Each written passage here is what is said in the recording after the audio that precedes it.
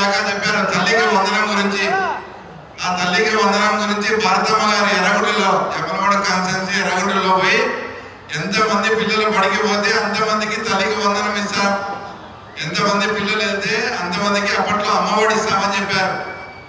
వాళ్ళు చేసింది ఏంది, ఇద్దరు ముగ్గురు పిల్లలు ఉండే కూడా అసలు ఒక్కరికే కుటుంబంలో వర్తింపజేట్లు చేశారు. ఆ పథకాన్ని ఆ విధంగా నీరు గారిస్తే అదే దాన్ని మనం తల్లికి వందనం పేరుతో మార్చి ఎంతమంది స్కూల్ పిల్లలు పడికి వెళ్తుంటే అంతమందికి ఇచ్చిన ఘనత వచ్చేసి మన చంద్రబాబు నాయుడు గారిది, మన కూటమి ప్రభుత్వం ఉంది. ఎగ్జాంపుల్ గా వేంపల్లి మండలంలో పక్కన గారిపల్లిలో అంటే మా కాన్స్టిట్యూన్సీలో ఒక తల్లి 5 మంది పిల్లలను స్కూల్కు పంపిస్తా ఉంటే 5 మంది కూడా తల్లికి వందన పథకం వర్తింపజేసిన ఘనత వచ్చేసి మన కూటమి ప్రభుత్వం ఉంది. అలాగే స్త్రీశక్తి విషయంలో కానీ ఆర్టీసీ బస్సుల్లో ఎక్కడైనా వైఎస్ఆర్ వాళ్ళు కూడా ఉంటే వాళ్ళ సోదరి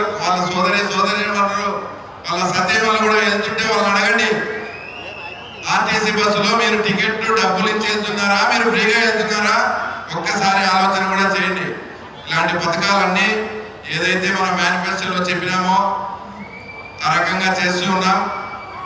ఆ తర్వాత జిల్లా కలెక్టర్ గారి గురించి కూడా ఏదంటే ఒక స్మార్ట్ కిచెన్ పెట్టాలా, తర్వాత ప్రతి ఒక్క చోట, తర్వాత దానికి P4 మోడల్లో దానికి అయ్యే డబ్బులు కూడా మీరే సమకూర్చుకోవాలని చెప్తే మన కలెక్టర్ గారు దాని గురించి ఎంత ఇదిగా అంటే రాజ్యసభ మెంబర్లతో కూడా కొంతమందితో ఫండ్ కలెక్షన్ చేసి తర్వాత మిగతా ఫ్యాక్టరీల నుంచి కూడా CSR కాలం నుంచి కూడా చేసి తర్వాత జిల్లాలో ఈరోజు ప్రతి స్మార్ట్ కిచెన్ కూడా తయారయ్యే విధంగా తర్వాత మన కలెక్టర్ గారు తర్వాత కృషి కూడా ఎక్కడైనా కానీ అరటి తోటలు కానీ పులివెందుల్లో ఏదైనా డ్యామేజ్ అయ్యి గాలికి వానకు పడిపోతే మా రైతులు కూడా నాకు ఫోన్ చేయకముందే తర్వాత కలెక్టర్ గారు మాకు ఫోన్ చేసి మీ ఏరియాలో ఈ విధంగా డ్యామేజ్ జరిగింది, మీరు అక్కడ పోయి చూసి హార్టికల్చర్తో ఇచ్చి దానికి కావాల్సిన ఇన్పుట్ సబ్సిడీ కానీ మిగతాడి కానీ అన్ని ప్రభుత్వం నుంచి మేము వర్తింపజేస్తామని ఇలాంటి కలెక్టర్ గారు నిజంగా మా కడపలో ఉండడం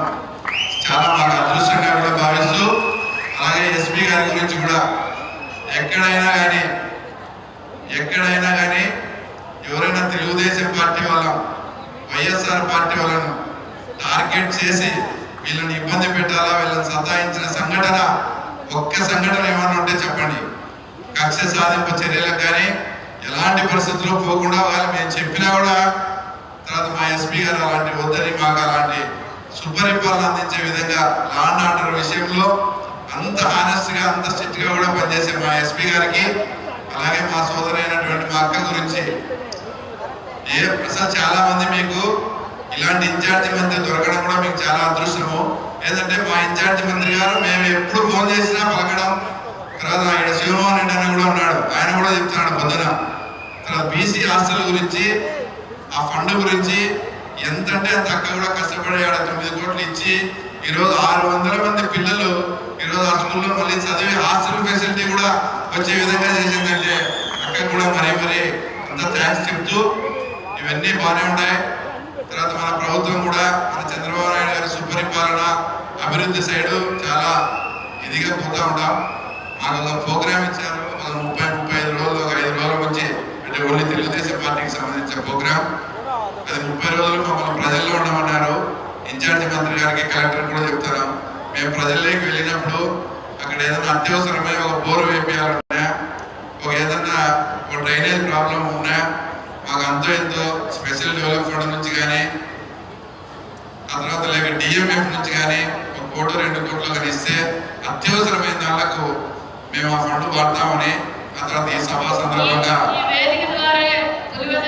ప్రతి ఒక్కరూ తప్పనిసరిగా యూట్యూబ్లోకి వెళ్ళి కడప వార్తను లైక్ చేయండి, సబ్స్క్రైబ్ చేయండి. ఇట్లు మీ జి రమణయ్య, ఎడిటర్, కడప వార్త.